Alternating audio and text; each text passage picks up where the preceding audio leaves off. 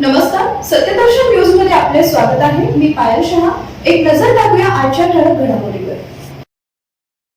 अजितदादांना भल्या पहाटेचा पाहणी दौरा महत्त्वाचा ठरला.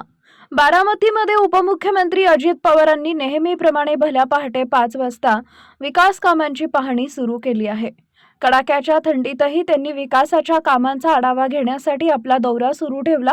याच वेळेला अजित पवारांनी एका ठिकाणी स्ट्रीट फूडसाठी उभारण्यात आलेल्या शॉपची पाहणी केली. नागरिकांच्या मूलभूत सुविधा आणि स्थानिक व्यवसायांना प्रोत्साहन देण्याच्या दृष्टीने त्यांचा हा पाहणी दौरा महत्त्वाचा ठरला. त्यांच्या या दौऱ्यादरम्यान एका हॉटेल व्यावसायिकाच्या आग्रहास्तव अजित पवारांनी गरमागरम चहाचा आस्वाद घेतला. चहा घेत असताना त्यांनी उपस्थितांशी संवाद साधला. या संवादातून त्यांनी प्रामुख्याने दुधाच्या व्यवसायासंदर्भात चर्चा केली. दुग्ध उत्पादक व्यावसायिक आणि स्थानिक उद्योजकांना भेडसावणाऱ्या अडचणी जाणून घेत त्यावर उपाययोजनांबाबत त्यांनी विचार मंथन केले. म्हशीच्या दुधाच्या गुणवत्तेबाबत आणि विशेषतः कोल्हापूरच्या म्हशीच्या दुधाबद्दल त्यांनी काही निरीक्षणं नोंदवली. या पहाटेच्या दौऱ्यामुळे स्थानिक नागरिकांना आणि व्यावसायिकांना थेट उपमुख्यमंत्री स्तरावर आपल्या समस्या मांडण्याची संधी मिळाली.